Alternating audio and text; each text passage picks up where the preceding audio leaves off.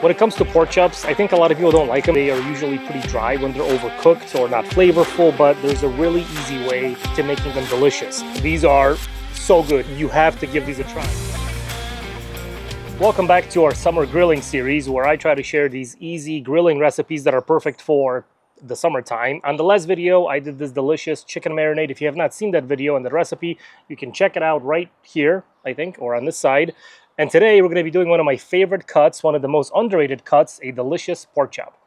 When it comes to pork chops, I think a lot of people don't like them because they are usually pretty dry when they're overcooked or not flavorful, but there's a really easy way to making them delicious. They're also inexpensive, they cost less than beef, so great meat to throw on the grill over the summer. These are the pork chops that we are working with. Now, one thing to keep in mind when you're shopping for these, when you go to the store, you want to try to get thicker ones. These are less likely to overcook and will just come out better when they're done. This one has a little bone in the middle, which is fine too, but again, the thickness is super important. Now, when it comes to the prep of the pork chop, the only thing that I'm going to do before I drop these in my brine or my marinade is I'm going to score this fat cap that's on the outside. So what's going to happen when this thing goes on a hot grill, this fat is going to shrink up and it's going to curl up the pork chop. If you score the fat cap, they're going to stay nice and flat and cook more evenly and get this nice crust and sear on the outside. So all that you do, just take a knife and just run it right on this fat cap, right, to make a little slit down to the meat, to prevent them from curling up, right? So that's all that you have to do, and you just want to do it on each one. Some people say that you should just remove this fat cap to prevent it from happening, but this is where a lot of the flavor on the pork chop comes from. So you like to leave the fat, score it, and it just comes out tasty, flavorful, and they won't curl up on the grill. And that's all the prep that there is for the pork chop. So now let's work on the brine. Now this step is really important because this is where a lot of the flavor, a lot of the juiciness is going to come from for your pork chops. There's a ton of different methods, tons of different recipes, but we're going to keep it really simple and easy because it's a summer grilling series and we are all about easy recipes. The two main ingredients are apple cider vinegar and apple juice. The apple cider vinegar has the tanginess, has that vinegar in it that's going to tenderize the meat. The apple juice has the sugar, the sweetness. Is going to help flavor our pork chops from the inside. And to make it is really easy. You want to go with equal parts of the apple cider vinegar and apple juice. Just make sure you make enough to cover your pork chops. So I'm going to go with about a cup and a half of each.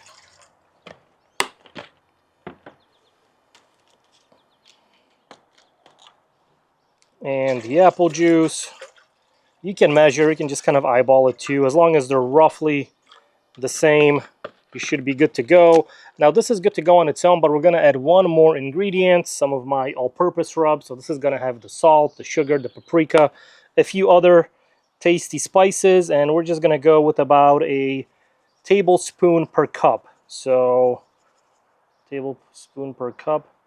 So we got about 3 tablespoons of seasoning in our brine mix. Roughly, just about. Now let's say if you want to make this a little bit more spicy or have a little more heat, you can add things like sliced jalapenos, pickled jalapeno juice, hot sauce, really anything, but this is a good base to start with. So after the seasoning is in, give it a mix.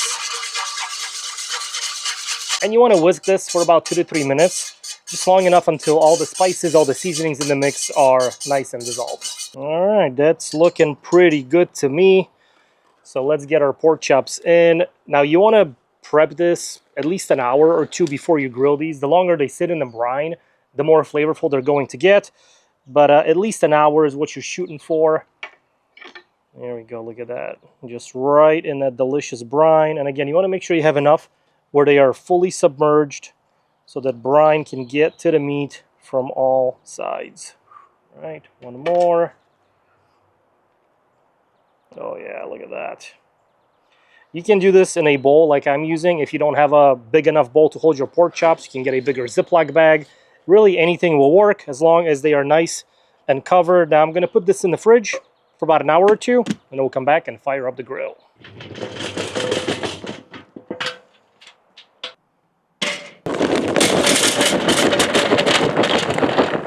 I'm going to cook the pork chops on my kettle, so I've got it fired up and set up for dual zone grilling, meaning we've got a hot side with all the coals, and then we've got a cool side without any of the coals in case stuff starts to burn. After I fire up the grill, I like to wait a couple minutes. Once the grate gets nice and hot is when I take my scrubber and just kind of clean the grates, Makes it easier to remove any kind of caked on grease or anything that was left over from the last cook. And the grill is ready to go for our pork chops. Okay, that is looking pretty good. So when I came downstairs today, we were getting ready to film this video, I put on my poncho shirt because they're awesome, especially when it's hot outside. But my family said that I'm dressed like I work at a zoo or I'm going on a safari or something. But I don't know, I don't really see it. Let me know in the comments if you think, am I dressed like a zookeeper or not? Grill's fired up, so now let's get the pork chops ready. So these have been sitting in the brine for about 2 hours. Should be plenty of time. Get them nice and juicy and delicious. And here, just check these out. Let's take this lid off. Yeah, look at that. So next up, I'm going to take them out of the brine. Just let some of this excess liquid drain down. Put them on our little sheet here, little tray. Ooh. Yeah, these will be delicious. I'm telling you guys, you make them this way, you make this brine, you cook them to the right temperature, which I'll go over after we fire up or after we get these on the grill, and you get perfect, delicious pork chops every single time. Okay, let me move this out of the way. Okay, so pork chops are out. Next, I'm gonna pat these guys dry, and this step is really important because you want to get this nice crust and sear on the outside, and the only way that's gonna happen is if the outside is nice and dry. If you just put them on the grill straight from this brine, that liquid, that water, that brine is just gonna evaporate and kind of steam the pork chops instead of searing them off. So you really want to be sure you pat them dry, get all this excess moisture off. Oh yeah.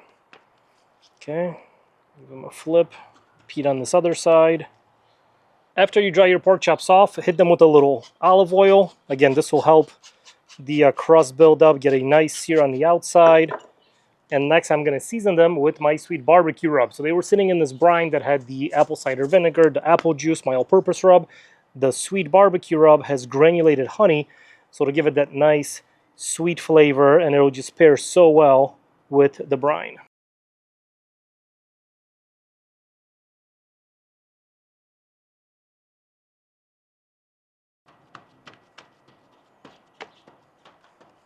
All right, let's get these guys on the grill. So I'm going to put these directly over the coals. Hot heat side. There we go. Spread them out a little bit.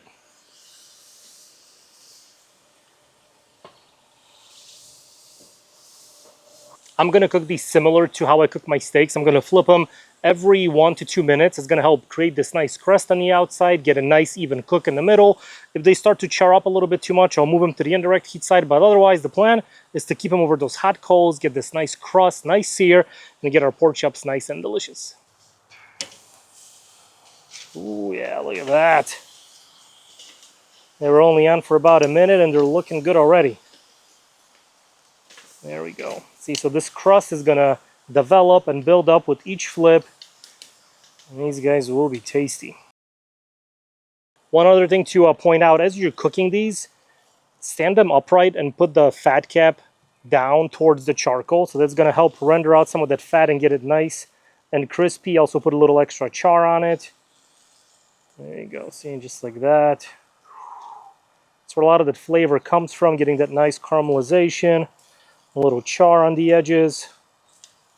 Oh yeah. Ooh, see, look at that. And see, because we made these cuts in the fat cap, the pork chops are staying nice and flat. Nothing is curling up.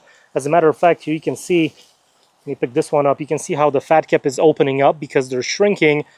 So you can see these slits are much more visible now. So always cut the fat cap or score the fat cap on your pork chops.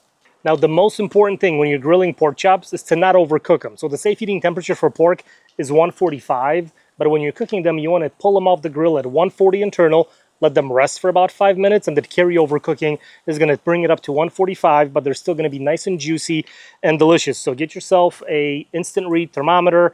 I like using the Thermapen from ThermoWorks because it's super accurate, very fast, and just insert it right into the thickest part of the pork chop. And you can see exactly where we're at. So we're at 131. So got another maybe 2-3 minutes to go, and our pork chops will be ready. And still flipping, cooking. See that crust is building up with each flip on the grill. Plus, if you have like a hot spot on the grill, if one chop is getting a little bit more color than the other one, and just flip them around. Make sure they all get that good heat, that good sear. Oh yeah. All right, pork chops hit 140 internal, so we're gonna pull these guys off the grill. I mean, they are looking and smelling absolutely killer. Now it's important, you gotta let them rest for about 5 to 10 minutes, and then we can eat. Pork chops are done, rested, and all that's left to do is to try them out. I mean, these guys look and smell so good. You get that bone right there in the middle. Look at all the juice coming out. Just going for it just like this. Mmm. Wow. Mmm. Mmm. Mm-hmm. These are so good. You have to give these a try. They're a little sweet, tangy. You get that nice charcoal flavor from cooking them over that high heat, directly over the coals. Get these crispy edges on the fat. Mmm.